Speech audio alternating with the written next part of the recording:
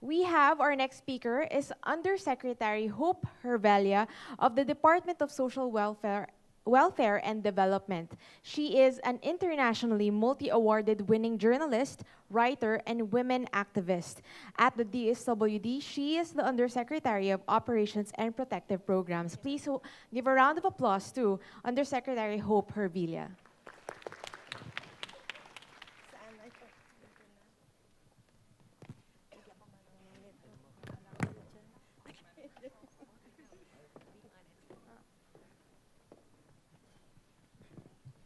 Good morning. Yeah, palakpak. Yan, para may energy tayo. Yeah, I'm so happy to be here. Thank you, Rappler, for inviting me. And thank you for coming because at this point in time, talagang malaki ang challenges sa atin when it comes to environment, when it comes to disaster. Kagagaling ko lang ng Iligan ngayon. Yeah. Mag-isang buwan na yata ako doon sa Iligan to help our internally displaced persons, families. Dahil nga, ang disaster hindi lang natural disaster. This involves disaster in terms of armed conflict. So, kung makikita natin yung Marawi, nag-aaway nga yung government forces at sinasabi nilang mauti na mga terrorist, pero ang nangyayari is binobombahan yung Marawi. And it's a disaster because buildings, farms, and people are being devastated. Ngayon, anong gagawin natin? Dahil pag sinasabi nating this is disaster preparedness, and how do we prepare our people for disaster resiliency? Problems in the Philippines is very much complicated. Sabi nga natin, ang DSWD talagang para sa mahirap. Totoo ba yan? Totoo ba yung para sa mahirap si DSWD? Walang may nakasagot. Totoo yun at dapat lang. Dahil ang Department of Social Welfare and Development is mandated by our government as the primary agency that will promote, protect, and develop the vulnerable sectors of our society. Basically, ang kanyang mandate is to help uplift the livelihood of our vulnerable sectors, especially the poor, both in urban and rural communities. Kaya lang, dahil nga sabi natin, ang Pilipinas is the third country in the world na talagang disaster prone. Sabi ko pa nga noon, bakit ba? Parang ang Pilipinas, wala nang tatakbuhan yung mga tao. Nung isang araw, nag-earthquake, nasa Iligan ako, sige ang bomba ng mga eroplano. Nag-earthquake. Sumasagot kami ng mga emergency shelter assistance ng Lawi, ng Nina, ng Sendong, hindi matapos-tapos ang disaster na ito. Pati tayo disastrous na rin dahil nababurnout na ang mga tao, wala na silang patutunguhan. And I've been in Marawi for 3 weeks already, and I saw the devastation and the helplessness of our people, especially women and children. And it's hard to live in evacuation centers. It's harder when you don't have any single centavo to buy for your own food, and you are very dependent on relief assistance from the government.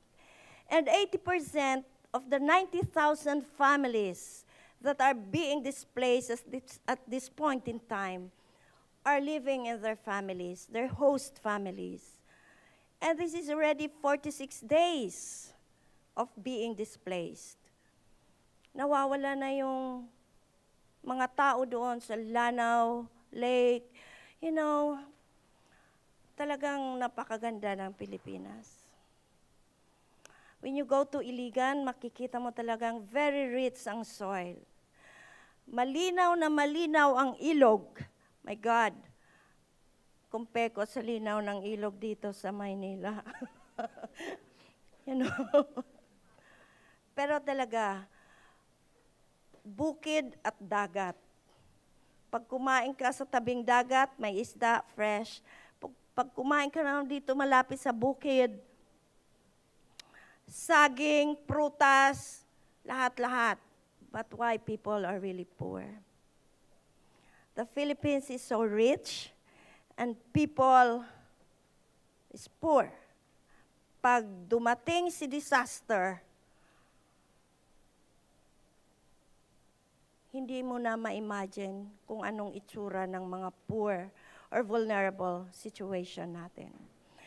So I think it is the mission of the department to lead in the formulation, implementation, and coordination of social welfare and development policies and programs for and with the poor, vulnerable, and disadvantaged population.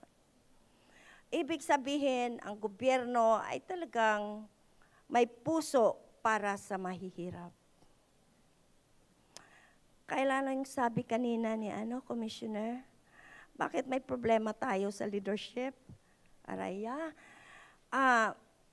Sabi ko, inaprobahan ko na yung budget para sa financial assistance, inaprobahan ko na yung, bakit wala pang na-download na pera? Wala pa yung SEC. Ay naku, 2 weeks ko pa yun, Binma ba? Ay naku, akala ko may pera sa department, nandoon pala sa DBM. Pagdating ng DBM, you have to go through the bureaucratic process. Aanhin pa ang damo pagpatay na ang kabayo, di pakain sa baka, sabi ko.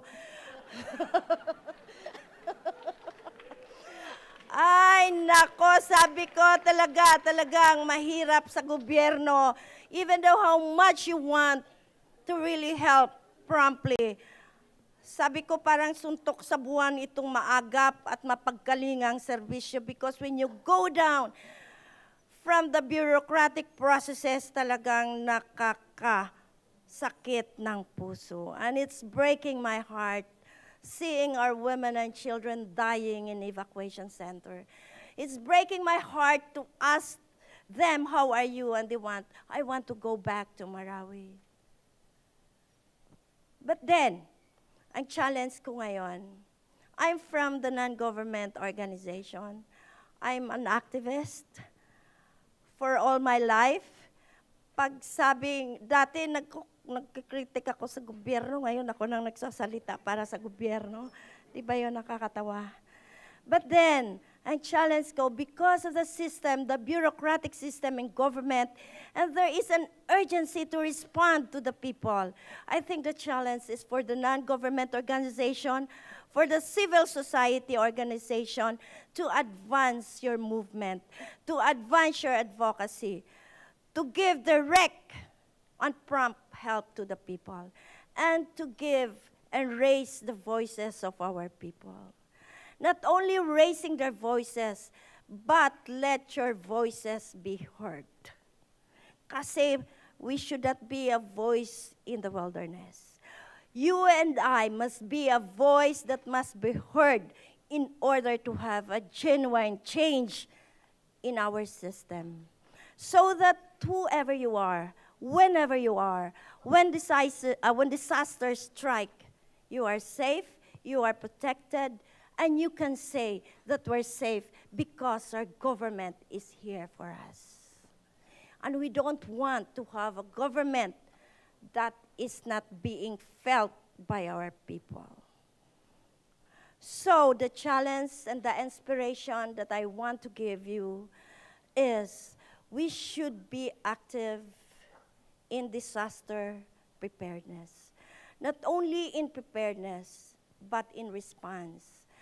But in the long term, we can save our people from all the disastrous activities and events that will come on our way if our people and if our government is there to protect us. Give us more budget, shorten the bureaucratic process, and let the people participate. And we should not treat them as victims, but we should treat them as people with dignity, people who have the power to change or chart their own destiny.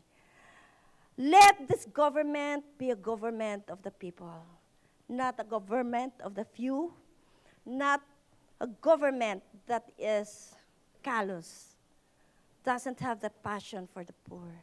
Let this government be our government, and we will have a better future, a safer, and a resilient population, and we can make a difference in our lives now, in the future, and for the future generation. Thank you and good morning.